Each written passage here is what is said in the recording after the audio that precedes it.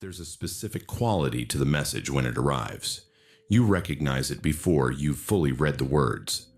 Something in the rhythm of the notification, or the number you haven't saved but still remember, or the timing, always the timing, coming at the exact moment when the distance you'd finally built had started to feel like solid ground. It takes different forms. Sometimes it's a text. Sometimes it's a request through a mutual friend, casual enough to be written off as coincidence. Sometimes it's years later, in a completely different context, and the person appears as if no real interruption had occurred, as if the part that hurt you was a misunderstanding inside what was otherwise an unbroken relationship. You've probably tried to explain it to yourself. They missed you. Something shifted in them. They want to say something they couldn't say before. They're ready now for whatever wasn't possible the first time. Some of those explanations are generous. A few of them might even be partly true. But Jung's framework, specifically his work on what he called the autonomous complex, suggests something that sits underneath all of those surface-level interpretations. Something that doesn't require the person who hurt you to be particularly self-aware, or genuinely changed, or even consciously aware of why they're reaching out. The return, at its root, isn't about you. It's about unfinished psychological business that was being conducted through you. Stay with that for a moment, because it changes everything about how you receive what comes next.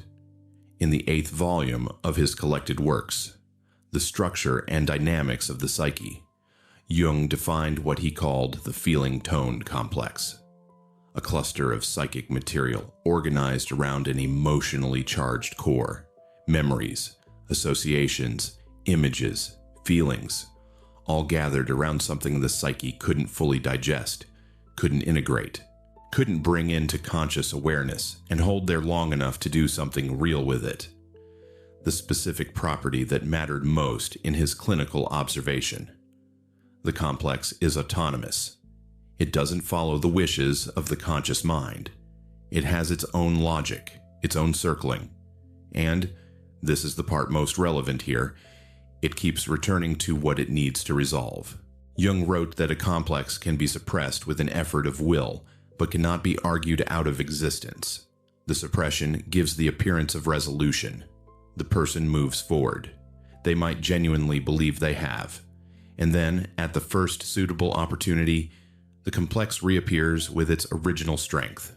The first suitable opportunity is often when the conditions that allowed the suppression to hold start to erode. A new relationship that mirrors the old one. A period of stress that strips the coping structures away. A night alone when the usual strategies for not thinking about something stop working quite as well as they used to. And what does the complex return to? What it couldn't finish. What it left unresolved. What it deposited somewhere and then tried to walk away from. Here's the part that's harder to explain, and probably the most important. When you were in a relationship with someone who hurt you, in any configuration of any kind, that relationship became a container for something in their psychological world. Not always consciously, not because they planned it, but real relationships, at the level Jung was observing them, become sites where unintegrated material gets externalized, projected, carried by the other person on behalf of the one who can't yet hold it themselves. The person who hurt you was, in some arrangement you may not have fully understood while you were inside it, depositing something in you. Maybe it was their sense of inadequacy, located in your supposed failures. Maybe it was their need for care, located in your endless availability. Maybe it was something about their own unacknowledged capacity for harm, located in their experience of you as the source of whatever went wrong between you. When they left, or when you made them leave, that material didn't leave with them. It doesn't work that way. The complex that organized itself around the relationship keeps circling the site where its unresolved business lives. And you are the site. This isn't about your worth, or some magnetic quality you carry, or any of the things the return might feel like it's telling you about yourself. It's about the structure of unintegrated psychological material and where it left its unfinished work. There's a layer underneath this that John Bowlby spent years documenting. The attachment layer, which operates more immediately in the nervous system than the complex operates in the deeper psyche. What Bowlby found, and what decades of subsequent research has confirmed, is that attachment wounds create specific repair-seeking behavior toward the person who caused the wound. Not a substitute, not someone similar. That person specifically. Because the wound opened in that particular relational field, and the nervous system keeps trying to close the loop where it opened. Not where it would be convenient to close it, not where it would be safe. This is what makes the return feel genuine. Because in a specific physiological sense, it is.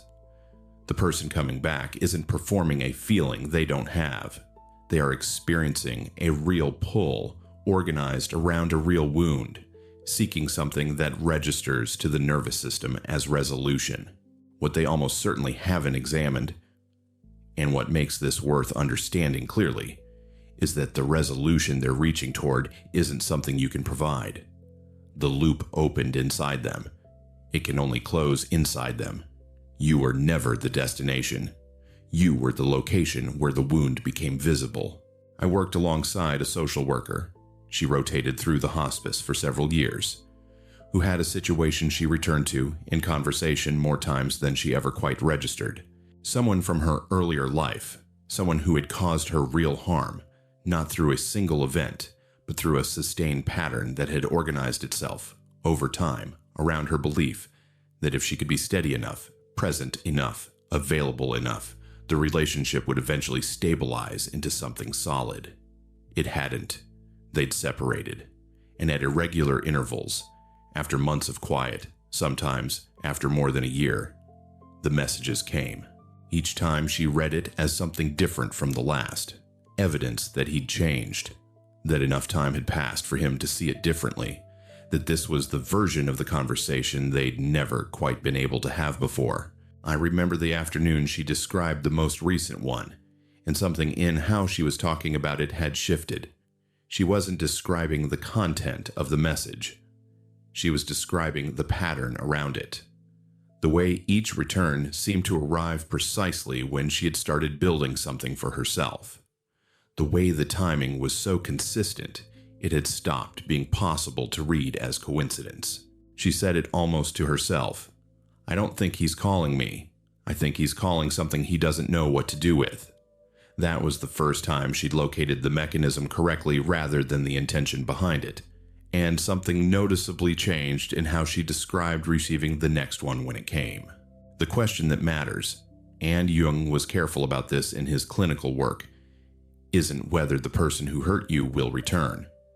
For many configurations of unresolved material, the realistic answer is that some version of them probably will, at some point, in some form. The complex keeps circling what it couldn't finish. The question is what you understand about the return when it happens. Because understanding the mechanism is what lets you receive it without being reorganized by it. Not without feeling it. Your own nervous system has its own record of what that relationship held and what it cost you. The pull will be real. The feeling will arrive whether you want it to or not.